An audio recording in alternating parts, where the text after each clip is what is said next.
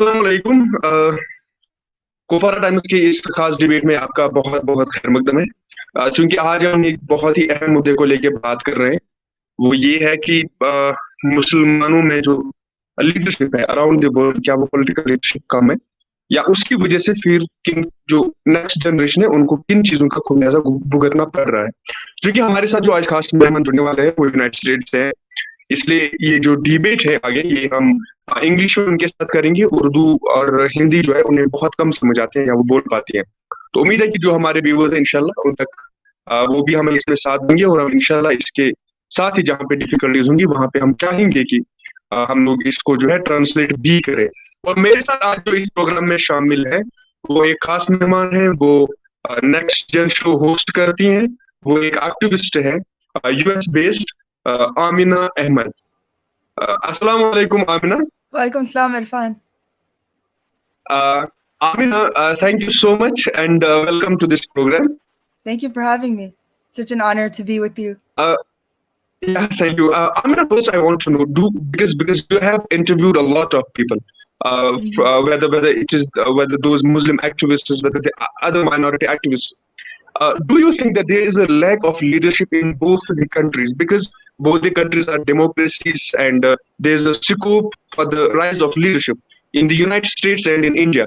Do you think that there's a lack of leadership and it has worst impact on the next generation? Like we have seen, the government is witch hunt, the government is different difficult policies for particular communities. Do you think that Muslims need to create more political leaders rather than activists? Amina. I think that there needs to be a fair combination of both, right? That they're not, just political leaders and just activists. I think we need to have both. There needs to be a balance of both.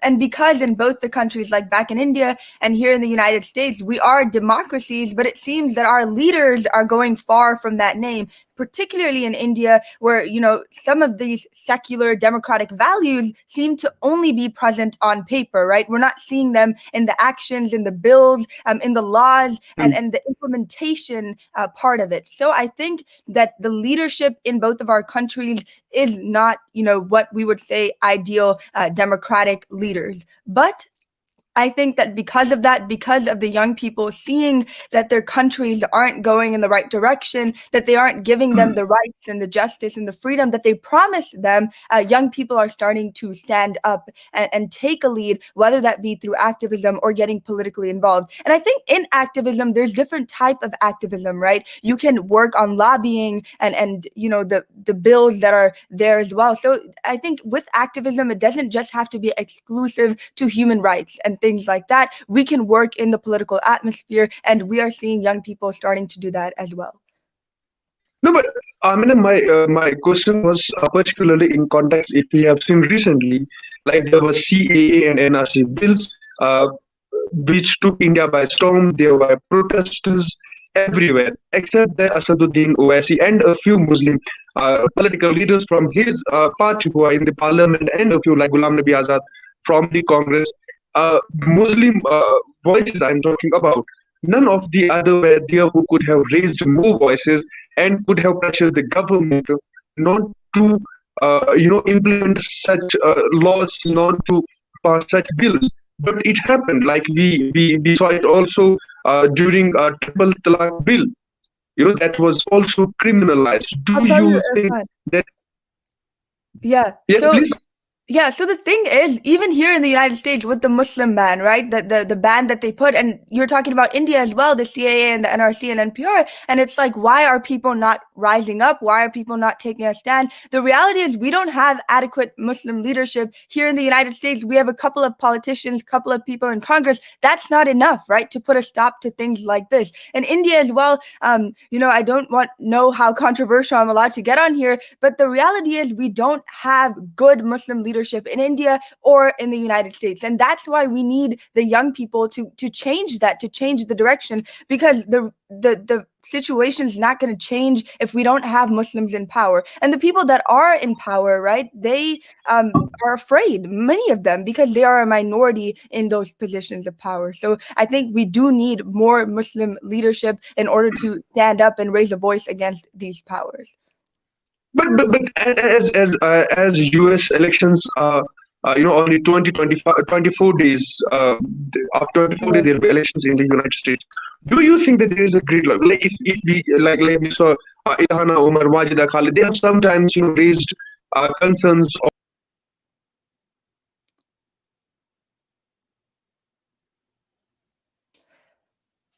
Irfan, I can't. I think your video got cut.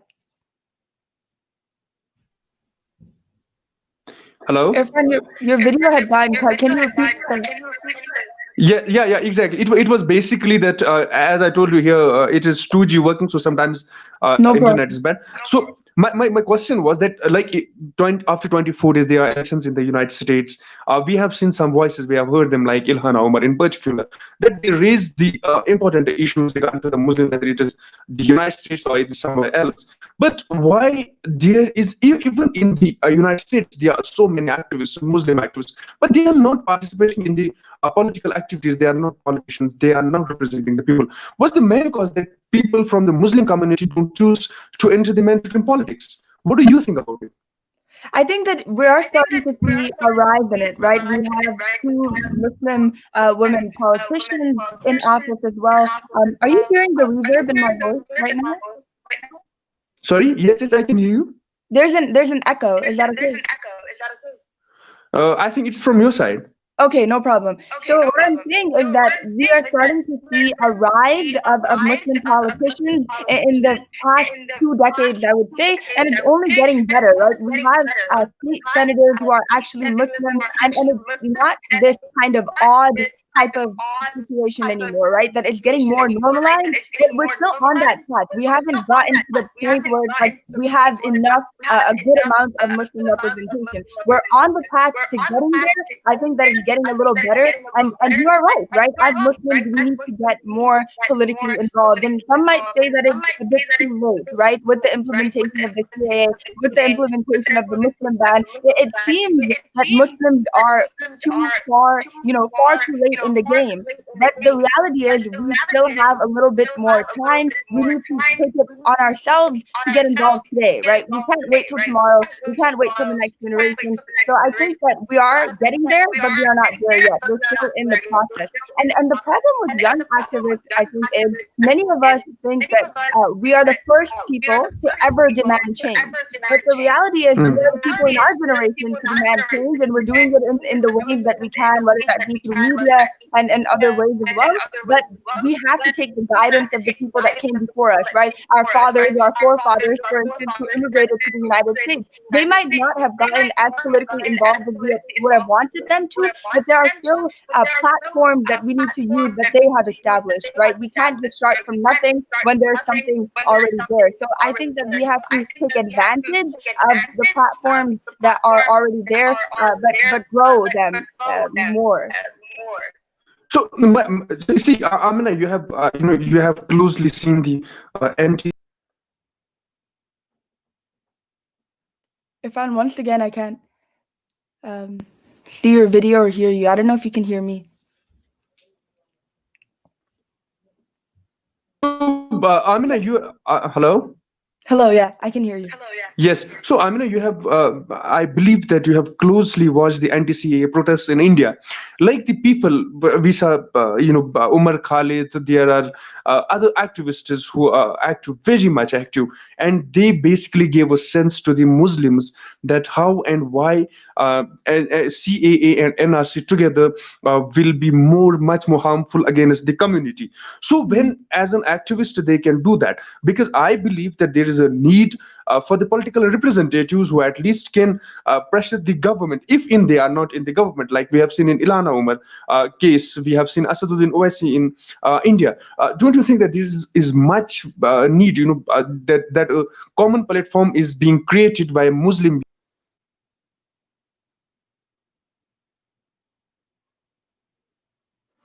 I'll wait for you to come back on the screen. Hello? Hello? Yes, I can hear you now. Yeah, I'm really sorry. It is No. because of Yeah, exactly. So Ilhana, don't you think that there is a need that we need to introspect, the people like you, the people like others, because I'm talking about any of the people who are concerned about the community, and they uh, want that people from the Muslim community to represent them. Don't you think that there is a need a platform be created where these Muslim voices are being heard, and they need to introspect that why do they need to choose political uh, activities and political representation rather than the activism only? I think that with activism, right, there is social activism, and then, like you said, there's political activism. There has been a rise in social activism, but I think that there are people that are getting involved politically, like you said, with Ilhan Omar and Rashida Tlaib, people in the United States. It's getting there, but we are not there yet. And in order to get there, we have to have the support of the Muslim population. And maybe this will surprise you, maybe it won't. But sometimes the Muslims can be the biggest enemies of each other, right? Where we are not uplifting each other and ensuring that we're giving a platform to people who are capable of having one. So when we see a young Muslim person who is capable of taking political office, of running against a corrupt candidate, we as a Muslim community, right, as an ummah, need to uplift that candidate, whether that be through putting money behind them. Because the reality is, in today's day and age, money is what talks. We need to support these candidates by funding them, first of all, and by also campaigning for them. We're seeing that in the city that I live in as well, where we're having people in local government, Muslims run, because there is more support in the local government. But when it comes to Congress and getting to that bigger level, we have to have money. And we need to put money behind these candidates, and that's fundraising, and the Muslim community needs to come behind that. And I think that they are starting to do so. Really, I don't want to seem hopeless, like, there's no hope for us. But I think that once we start putting money behind these candidates, once we start uplifting and giving a platform to these candidates, then I think that we will actually start to see change. Yeah, no, One that's more thing, there's an echo. I think that people are complaining about hearing an echo. Maybe you can just mute your microphone when I'm talking.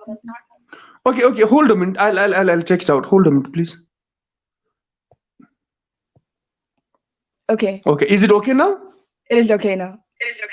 Okay, so I mean, my basic point was, like you talked about, that we need a bulk, we need lots of money to put in elections so that we can send representatives to the Congress and the Senate. My point was basically, the earlier point I raised was that why not a common platform where these all minds, whether they are activists, whether they are political or social activists, to somehow push for it.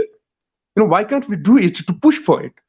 In the United States, I'll tell you something, that they are planning for a Muslim candidate in the next, I would say, 2 decades, where we will have one. There is, I was speaking with Rashida Tlaib, and she was telling me that they are planning for that they are preparing a Muslim candidate for the future. So it is happening right now, but we won't see it today. I think we'll see it in the next 1 or 2 decades, a Muslim candidate. And, I think many people fear that America is not ready for somebody to run for a position of vice president or president that is a Muslim, right? We've made it through Congress, but a lot of people are afraid that is a position that normal Americans aren't ready for. But the politicians who are Muslim today are preparing a Muslim candidate for the future, for presidency or vice presidency. So it is happening here in the United States. We are preparing a candidate of that sort.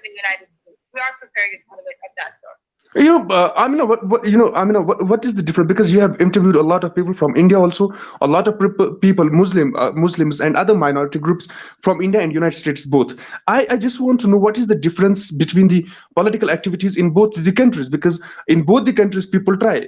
Like we have seen a different political party of Asaduddin Owaisi, that is All India Majlis Ittihadul Muslimin. So, but we don't have any different kind of Muslim political party in the United States. Do you think that there is a little difference, and there is much more scope in India, where Muslims can have more voices in the parliament rather than the United States? Well, I think that India has a larger Muslim population, so obviously we are going to see a bit more representation. Whereas the population of Muslims in the United States, we are a even bigger minority. I know Muslims in India are also a minority, but here we are a minority in a minority, right?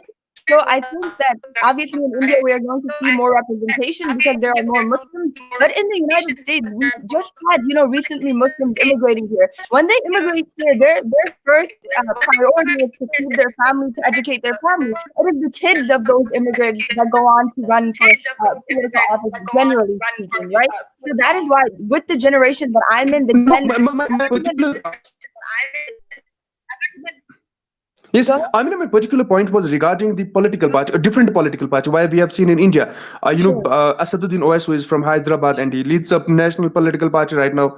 He has MPs from Maharashtra also, and they contest elections in different states also. So that is that. Do you think that there is any scope in the United States where a different political party, which represents only the Muslims, can be created, and which can become a new leader for the new younger generations?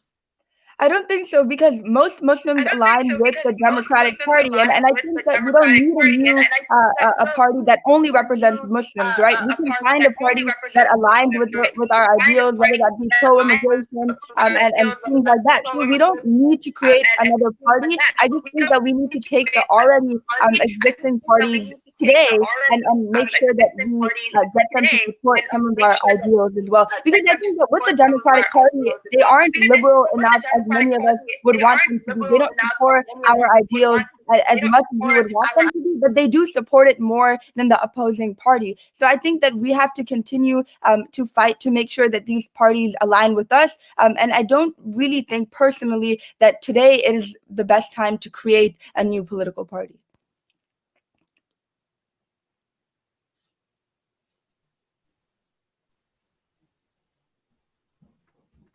Yes, can you hear me? Anand? I can.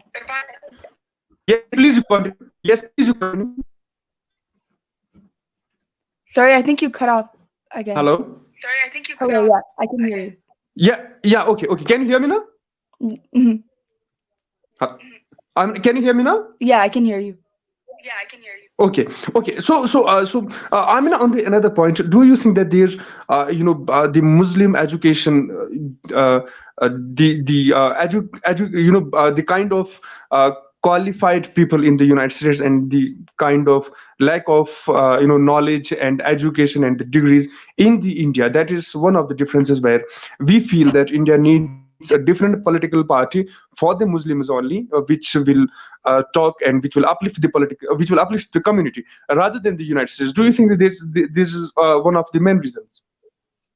Yeah, I think that one of the issues that we have is many Muslims, especially in India, aren't as educated as we would want them to be. But even in the United States, even the Muslims that are educated, many of them are doctors and engineers and all of these great things. But people in the United States, especially the immigrant community, they don't encourage their kids to get involved in the political atmosphere. We always complain that we don't have enough representation, but we aren't doing enough to promote our kids to go into these fields.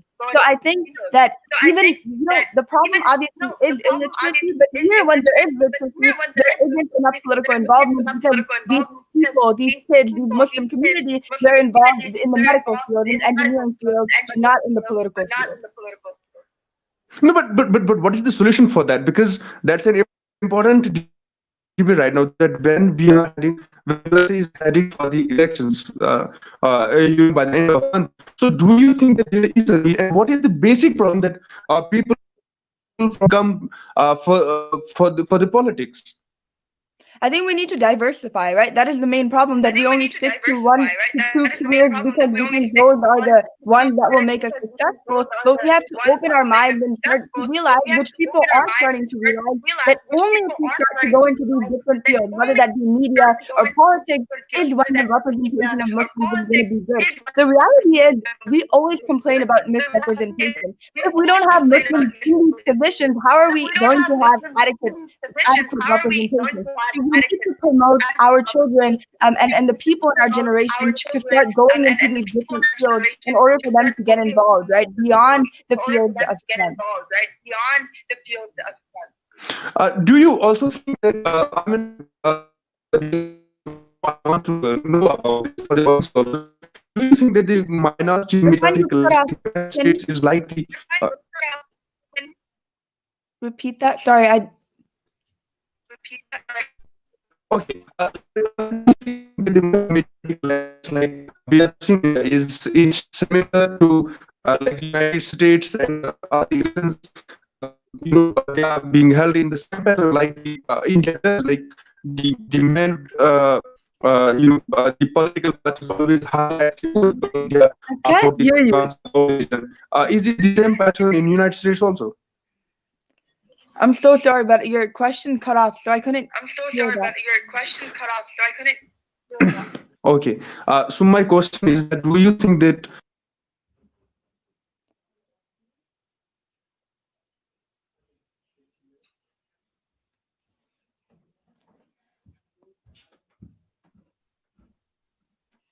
hello? Hello, yeah, I can hear you. Hello? Hello? Okay, before I go to my question, I have another question. One question sent from viewer over here, Jan Mohammed. But could OIC play any role in creating leaders among Muslim community across globe? Yeah, I think so. Well, let's focus on India right now because I think India is the one that needs more representation and more leadership. We are seeing India, a country that claims to be democratic and secular, heading in the direction of, and I'll be very clear, fascism, right? We have a leader that is completely inadequate to be in the position that he is in, but he is in. He's in it.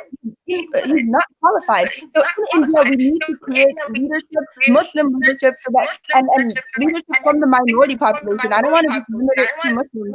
I was speaking with a Dalit activist, and he was saying that the only way that we are going to have justice for minorities in India is if we have those people from that minority in those positions of power. Whether that I be the think Dalit I think leaders, whether that be the Amina Jan Mohammed Bhatt is asking about the OIC, Organization of Islamic Countries. Do you think that they can play a role for creating Muslim leaders across the globe? What he's asking about, basically. I think that it really depends whether those countries would want, a lot that type of an organization to create leaders. Because here in the United States, we're already starting to see a rise of Muslim leaders being created by other organizations. So I'm not sure. I think it really does depend on what country we're speaking about. Perhaps in India, that could play a role. Yes. Okay, okay. So my first question was that, what's the difference of the election pattern in India and the United States, as the elections are happening in the United States? In United States, do the those who contest elections, do they use the same pattern, the same language as in India? The elections on minute levels, like, do they is there any clash between majority and minorities, not only in matter of, in terms of religion, in terms of other things also? If some people, they are non-Americans and they are immigrants over here, do you think that these each plays also any role in the United States elections? It does, right. So with Muslims, compared to all of these other minorities, whether that be the Jewish populations, evangelicals, all of them, we have the least voting registration from all of these minorities. So it does play a part. We need to get Muslims to go out and vote. When you only have a percent, not the larger percentage of the Muslim population voting, it does affect the elections. And I think that is one of the reasons we're not having some of our candidates. Even within the United States, many Muslims were behind Bernie Sanders, but what had happened was the young people, they didn't go out to vote and show the support that we were showing in the words into our actions. So I think that the Muslim population, not only do we need to say that we support this candidate, and talk about politics in our dinner tables, we need to actually go out and vote. That is the only thing, the main thing I would say that is actually going to cause change. And even with the upcoming elections in the United States, I will urge people from the United States who are watching to go out and vote. That is how we are going to get this man out of office. Asking for the final comments. What if the main models the youngsters don't go for the mainstream politics? I'm so sorry, Irfan. Can you repeat the question? Okay. Your voice is cutting off.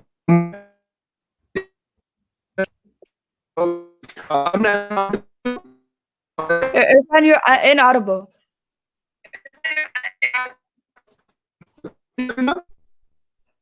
No, it's cutting off. Can you hear me now? Can you hear me now? I can hear you, but it's very it's yeah.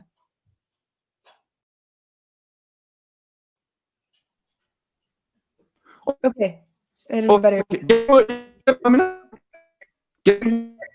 Yeah. Okay. My question is that I want these final comments from you. What do you think are the main that Muslim youngsters they want to go to politics rather they choose the other professions in both I'm sorry, Irfan, you're inaudible again.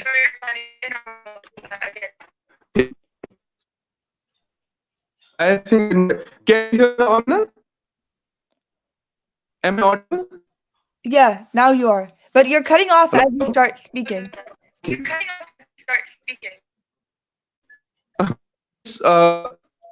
My question is, what main hurdles over here that Muslim youth they don't turn to politics, rather they choose other professions? Yeah, so I know a lot of young people, Amina, myself. did you hear my question? Yeah, I did.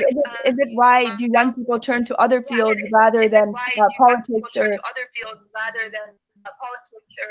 Was that your question? Yes. Okay, yeah. So Yes. the reason why- That's. Okay. My question is, why do Muslim people, Muslim youth in particular, they go to other professions rather than they choose politics? Sure. So many of the Muslim youth, especially in the States, they come from these immigrant backgrounds, and there's a lot of pressure to become a doctor. There's a lot of pressure to become an engineer. We kind of romanticize these professions where it seems that any other profession is not adequate. You cannot be successful. And a lot of it does come down to the amount of money that you make in each profession. So I think that that is why many youth feel discouraged to go into any other professions rather than the ones that are presented to them from the time that they are young. I'm very lucky that I was given the opportunity to explore different fields, but it isn't an opportunity that is given to many other young people. So I think it is changing, it should change, and with our generation, I do believe that it will. Okay. Thank you, Amina, as for being with us for these 27 minutes. Because we always believe that it is the youth which can change the society and which needs to introspect, particularly Muslim youth. They need to choose politics over the other professions also. No, not everyone can be a politician, but yes, definitely we need to have more politicians who can represent Muslim community whenever there is the need. So Amina, thank you so much for being with us. Inshallah, we'll invite you for other debates too, and we look forward to have these healthy debates. Thank you so much for being with us tonight. Thank you, Irfan. I know it's night over there. Over here it is just the afternoon. Yeah, okay. So it's late night over here, and inshallah we'll try to find out, any suitable time for both the timings, particularly for the Indian audience. And inshallah, next time we'll have a debate on any of such topics where the society, where they lack the information, where they need to introspect. We'll definitely talk again on it, and we'll have you on another show. Thank you so much, Amna. Thank you so much for being with us. Take care. Thank you.